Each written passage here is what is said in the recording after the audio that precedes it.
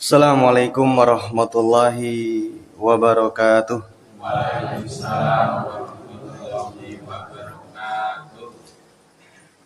Innal hamdalillah nahmaduhu wa nasta'inuhu wa nastaghfiruh wa na'udzu billahi min sururi anfusina wa min sayyiati a'malina. Man yahdihillahu fala mudhillalah wa man yudlil fala hadiyalah. Asyhadu an la ilaha illallah wahdahu la syarikalah wa asyhadu anna Muhammadan abduhu wa rasuluh. Allahumma salli wa sallim wa barik ala nabiyyina Muhammadin wa ala alihi wa ashabihi ajmain. Bapak Ibu jamaah salat maghrib Masjid Nurul Huda rahimani wa rahimakumullah.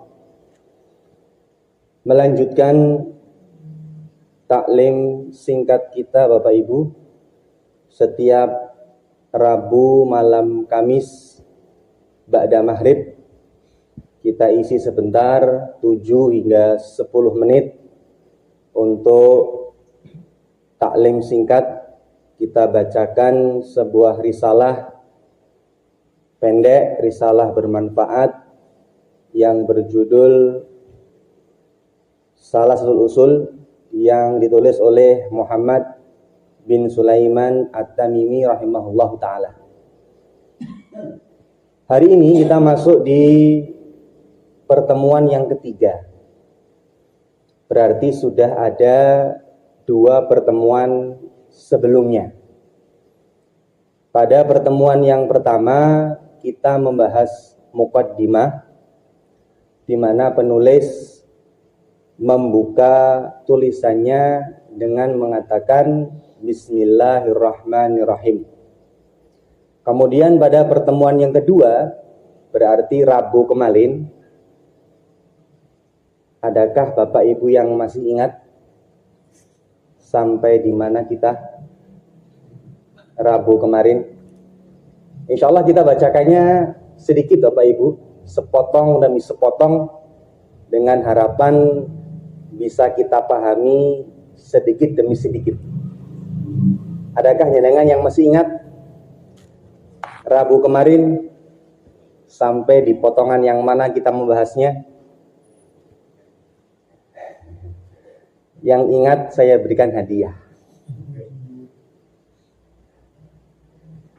Hadiahnya buku Sifat Salat Nabi karya Imam Al-Albani rahimahullahu ta'ala. Ada Bapak Ibu yang ingat panjenengan setelah Bismillahirrahmanirrahim Rabu kemarin, pertemuan kedua?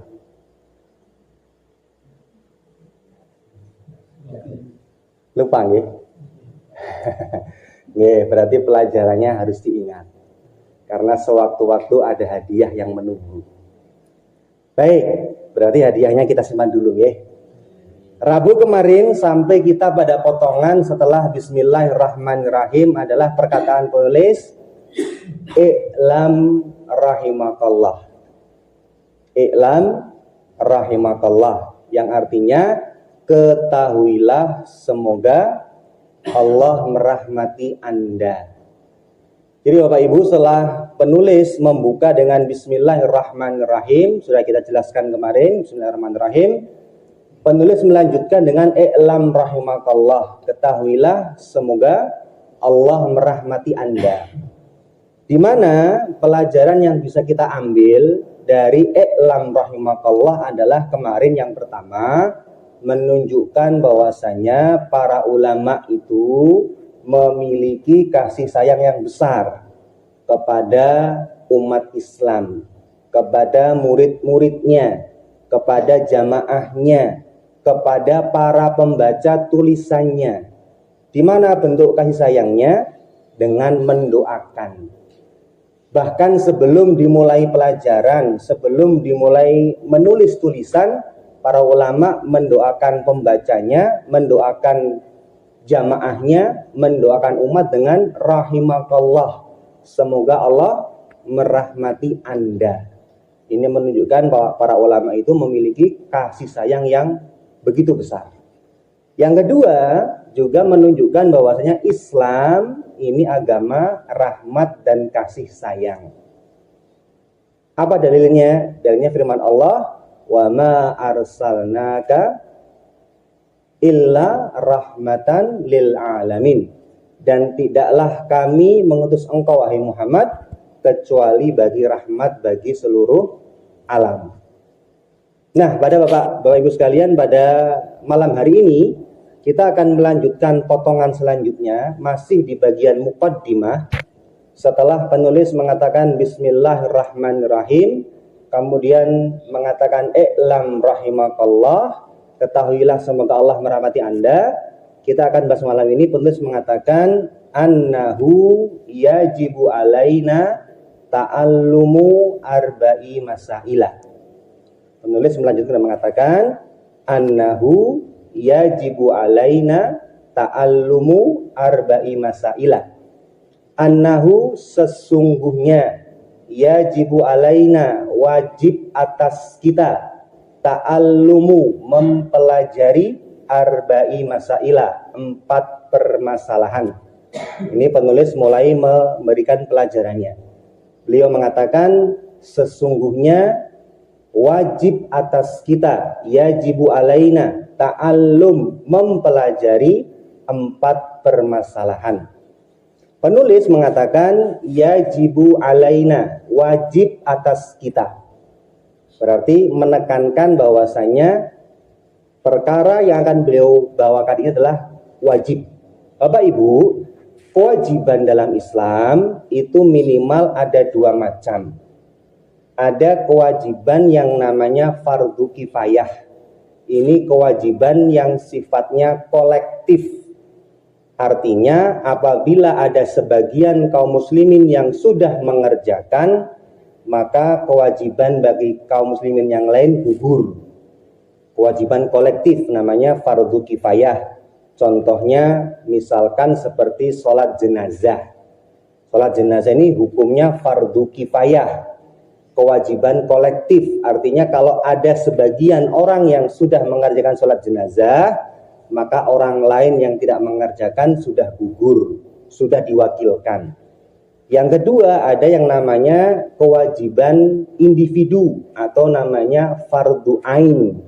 Kalau ini kewajiban yang menyasar setiap individu, setiap orang harus mengerjakannya.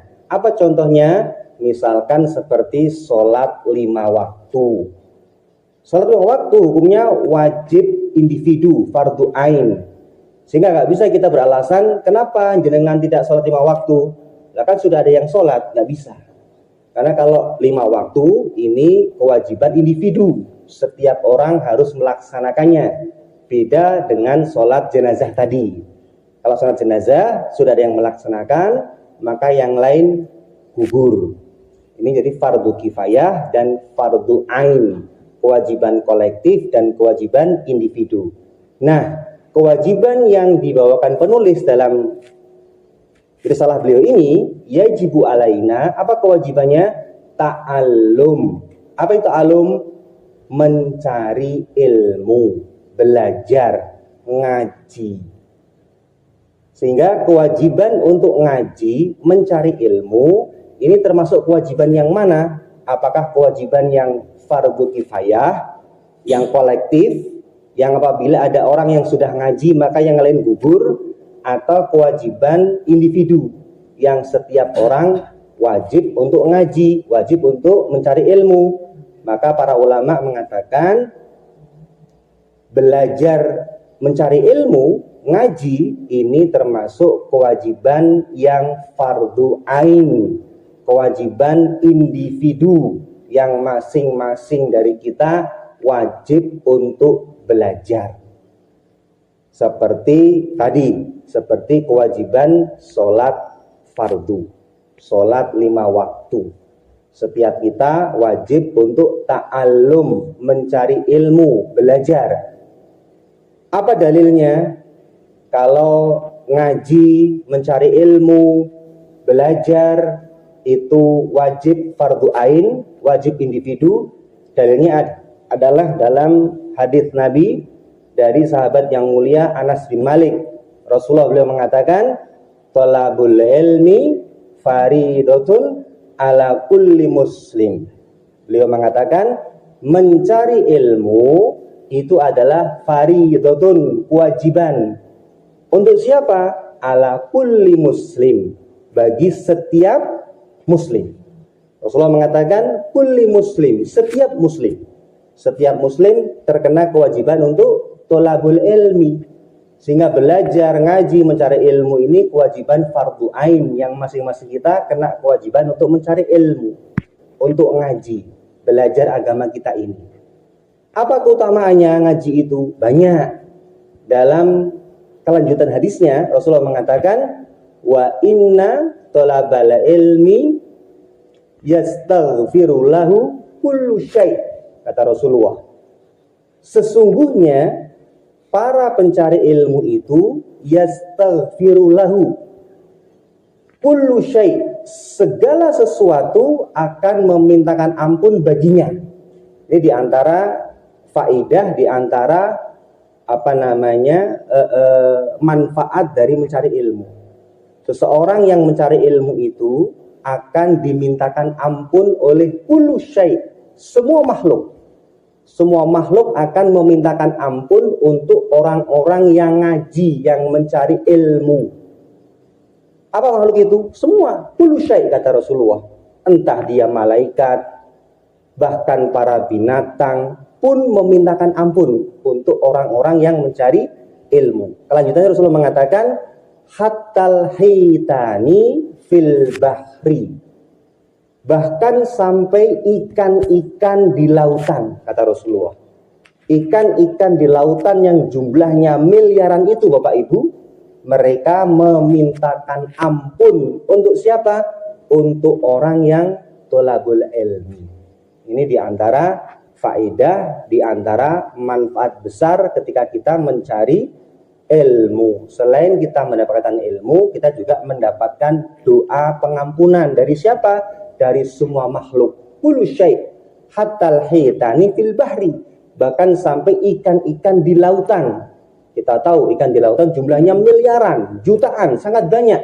Mereka makhluk Allah juga yang tidak pernah berbuat dosa, dan mereka memintakan ampun untuk para penuntut ilmu, orang yang mencari ilmu. Kemudian penulis melanjutkan, kewajiban yang fardu ain ini untuk apa? Arba'i masaila, mempelajari 4 permasalahan.